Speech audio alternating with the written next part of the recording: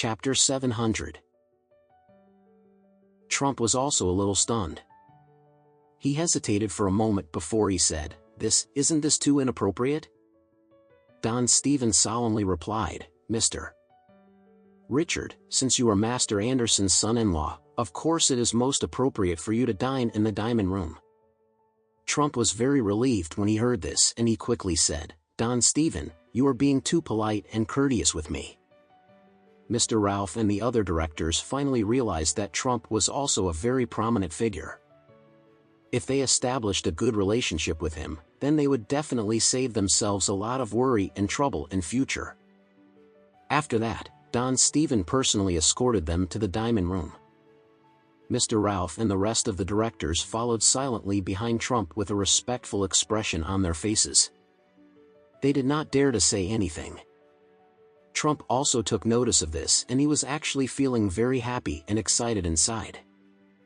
He had obviously been the one who was very eager to invite all of these people over here to have dinner with him.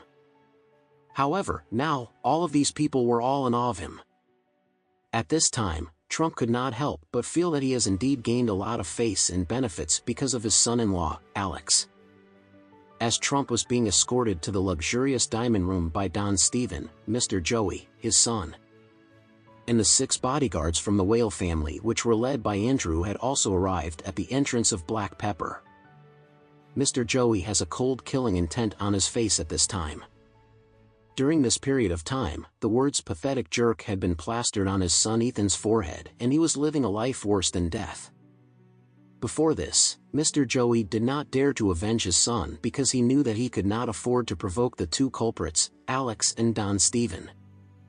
What was even more humiliating was the fact that his son had to make a trip to Black Pepper every week to allow Don Stephen to check the lettering and scar on his forehead. This was the greatest shame and humiliation for both his son and himself.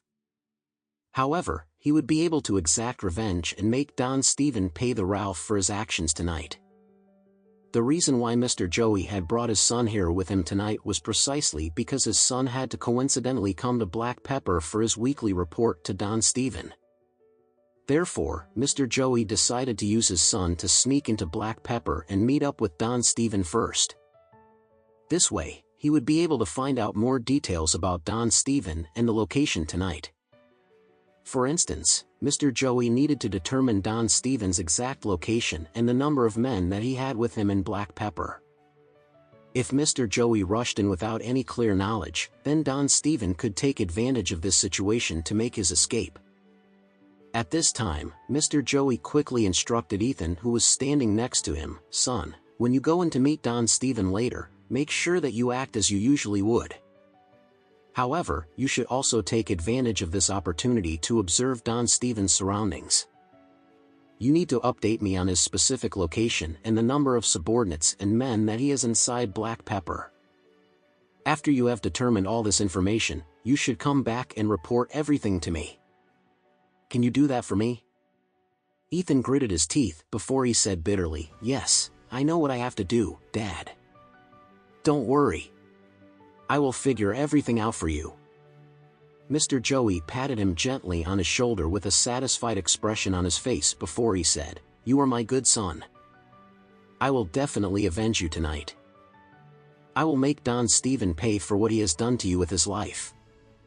Ethan hurriedly said, "Dad, besides Don Stephen, Alex has also played a very important role in humiliating me.